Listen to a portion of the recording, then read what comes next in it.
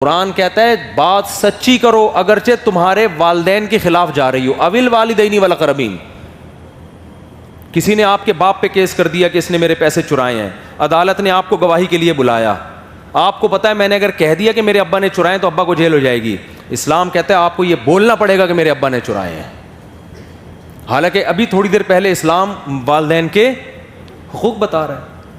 تو اسلام آپ کو ماں باپ کے بارے میں بے انصافی کی اجازت نہیں دیتا, تو اپنے سیاسی لیڈر کے بارے میں بے انصافی کی اجازت کہاں سے دے دے گا؟ کیا آپ چونکہ فلاں جماعت کے ہیں, سیاسی لیڈر ہیں, لہذا جو آپ کا لیڈر دوسرے پہ الزام لگا دے آپ نے اس الزام کو سچا مان کے اس پہ وہی الزام لگانے جو آپ کے لیڈر کہہ رہے ہیں؟ یہ جائز ہوگا اسلام میں؟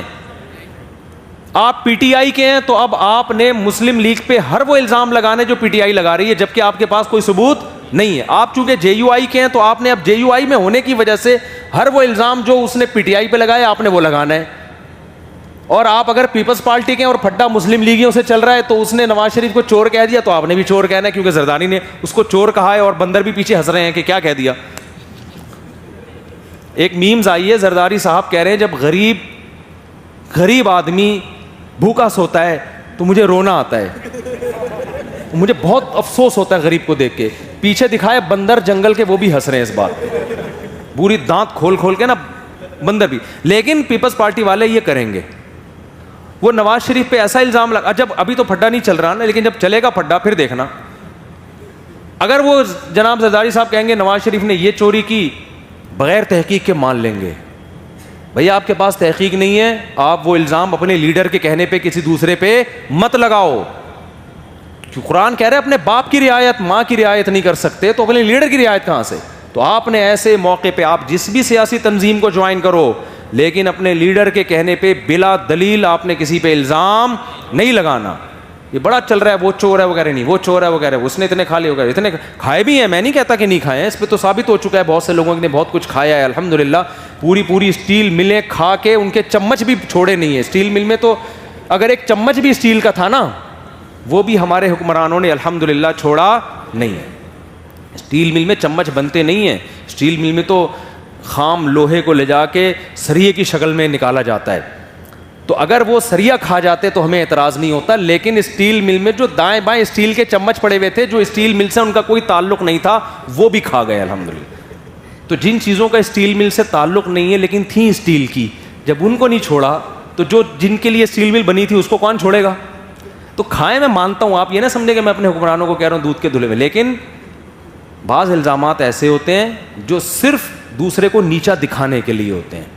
تو کوئی بھی کسی پہ لگائے, آپ نے اس الزام کو قبول نہیں کرنا. کوئی اچھا کام کرے اپریشیٹ کرنا ہے, آپ کی تنظیم کا کرے یا مخالف کرے. برا کام کر رہے حوصلہ شکنی کرنی ہے, آپ کی تنظیم کا کرے یا دوسرے کی تنظیم. یہ میرا حکم نہیں ہے بھائی, یہ کس کا حکم ہے؟ قرآن کا. اس پہ پتہ ہے کیا ہوگا؟ وَاصْبِرْ عَلَىٰ مَا أَصَابَكَ. جب آپ حق بات کہیں گے تو لقمان علیہ السلام کہہ رہے ہیں یہاں پبلک خاموش نہیں رہے گی, یہاں پبلک آپ کے اگینسٹ ہونا شروع ہو جائے گی. لوگ کہیں گے بک گیا, لگ رہا ہے فلاں تنظیم نے پیسے دیے ہوئے ہیں اس کو, جبھی اس کی اتنی حمایت کر رہا ہے, کھا گیا پیسے. حالانکہ ان میں ایسے لوگ بھی ہوں گے جن کو جو ملنے کے لیے گئے ان کو چائے کا کپ بھی نہیں ملا. ایسے بھی لوگ ہوتے ہیں علماء بیچاروں کو, جو جس کی حمایت کر رہے ہوتے ہیں اس نے ان کو کبھی 5 روپے بھی نہیں دیے ہوتے. گھر جب کوئی کسی کے جاتا ہے تو بندہ چائے تو پلاتا ہے نا. بعض ایسے علماء بھی ہیں کسی سیاسی لیڈر کی حمایت کی, اس کے گھر ملنے کے لیے گئے, اس نے چائے بھی نہیں پلائی اس کو. وہ آ کے بتا رہے تھے چائے بھی تک ہی نہیں ملی, پھر بھی وہ اس کی حمایت کر رہے ہیں, اور لوگ الزام لگا رہے ہیں لاکھوں ڈالر کھایا ہوا ہے اس نے. سمجھ میں آ رہی؟ تو یہ ہماری قوم کا ایک المیہ ہے.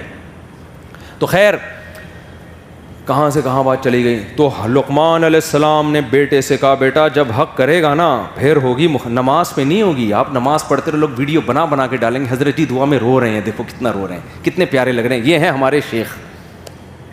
آپ طواف کر رہے ہیں, لوگ ویڈیو بنا کے ہمارے شیخ طواف کر رہے ہیں, ہمارے شیخ مدینہ میں ننگے پاؤں چل رہے ہیں, ہمارے شیخ اتنا لمبا سجدہ کہ پولیس آئی اٹھانے کے لیے.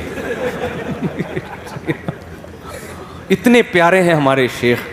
ہمارے سیاسی لیڈر نے اس دن درود شریف پڑھا ہے.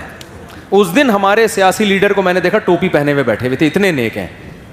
تو جو بھی اپنے سیاسی لیڈر کی ایک ٹوپی بھی ہوگی نا, کہ اس دن وہ ٹوپی پہن کے بیٹھا تھا, اتنے اسلامی ذہن ہے ان کا, اسلامی.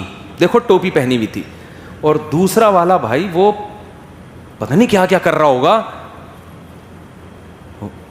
وہ اس سے زیادہ اچھے کام کر رہا ہوگا, اگر وہ 2 نمبر ہے. یہ چل رہا ہے مارکیٹ میں. تو اس لیے لقمان علیہ السلام نے اپنے بیٹے سے کہا بیٹا حق پہ قائم رہنا ہے, سمجھ رہے ہو, لیکن بتا دیا کہ باقی چیزوں پہ مخالفت نہیں ہوگی. اعتکاف سے جب گھر جاؤ گے تو گھر والے ہار لے کے کھڑے ہوئے ہوں گے, ہے یہ نا, اور حج سے آؤ گے ایئرپورٹ پہ استقبال کے لیے لوگ کھڑے ہوئے ہوں گے.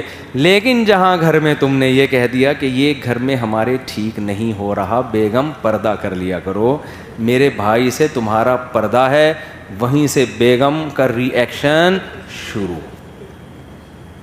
سمجھتے ہو, جہاں بچے کو آپ نے کہہ دیا بیٹا, پیارے بچے, بہت پیارے بیٹے, ہر وقت پب جی نہ کھیلا کرو, میرے پیارے بچے, بہت القابات لگا دیے.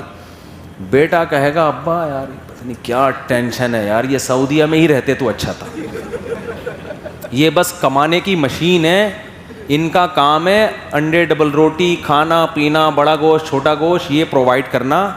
میں کہتا ہوں آج گھر میں جو باپ کی حیثیت ہے نا, وہ ایک خانسامہ ہے جس کو پیار سے ابا کہا جاتا ہے وہ کیا, خانسامہ. ملازم نہیں ہوتا, گیس کا بل بھی وہ دے گا, بجلی کا بل بھی وہ دے گا, اسکول کی فیسیں بھی وہ کم بخت دے گا. اب یہ کم بخت آٹو پہ آ گیا نا, کیونکہ میں دے رہا ہوں نا, تو کچھ چیزیں آٹو پہ ہیں نا, وہ آٹومیٹک نکل جاتی ہیں منہ سے. تو اور جناب وہ سب کچھ اس کا کام ہے پرووائڈ کرنا. اور جہاں 6 کے بجائے 5 انڈے لے آئے تو آپ کی خیر نہیں ہے. لیکن وہ یہ نہیں کہہ سکتا کہ یہ موبائل دے دو مجھے, میں دیکھ رہا ہوں 1 گھنٹے سے کارٹون کھیل رہے ہو تم اس. وہ بیگم سے یہ نہیں کہہ سکتا, میں کہہ سکتا ہوں ایسا نہ ہو کہ یہ آٹو پہ نہیں ہے, یہ مینول پہ سوچ سمجھ کے بول رہا ہوں میں, ٹھیک ہے. وہ یہ نہیں کہہ سکتا کہ بھائی ابھی تم اپنی اماں کے گھر نہ جاؤ, ابھی میں سفر سے آیا ہوں, میں چاہتا ہوں کچھ دن تمہارے ساتھ رہوں, پھر تم چلی جانا اپنی. کتنا پیارا میاں یار, ورنہ تو میاں اس پہ خوش ہوتے ہیں اماں کے گھر جاؤ. آپ کو اتنا پیارا میاں ملا ہوا ہے جو جانے نہیں دے رہا, تو قدر کرو اس کی, بات مان لو. وہ کہہ رہا تھوڑا ہاتھ ہلکا کر لو بیگم, اس دفعہ عید پہ شاپنگ تھوڑی کم کر لو, مہنگائی بہت بڑھ گئی ہے, صحیح ہے نا, بہت ڈالر اوپر چلا گیا ہے, کچھ بھی نہیں چلتی اس بیچارے کی گھر میں.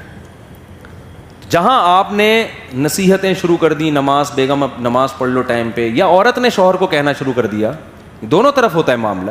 جہاں اچھی اچھی باتیں کرنا شروع کی تو لوگوں کے مفاد پہ زد پڑتی, کبھی بیٹے کے مفاد پہ زد پڑے گی, کبھی بیٹی کے مفاد پہ زد پڑے گی, کبھی بیوی کے مفاد پہ, کبھی شوہر کے مفاد پہ. تو اب ری ایکشن شروع کے ایک مصیبت ہم نے گھر میں پال لی ہے. تو نصیحت تو آرام سے ہی کریں, خام خواہ میں مسئلہ نہ بنایا کریں, لیکن تھوڑی بھی کریں گے نا تو عموماً ری ایکشن ہوتا ہے. اس لیے لقمان علیہ السلام نے بیٹے سے کہا کہ بیٹا جب معاشرے میں خیر کو فروغ دینے کی کوشش کرو گے تو ری ایکشن ہوگا. بند کمرے میں بیٹھ کے اللہ اللہ کرو گے, کوئی نہیں کہے گا, لوگ الٹا آ کے دم کروائیں گے آپ سے, جن چڑیل بھوت بھگوائیں گے آپ سے آ کے.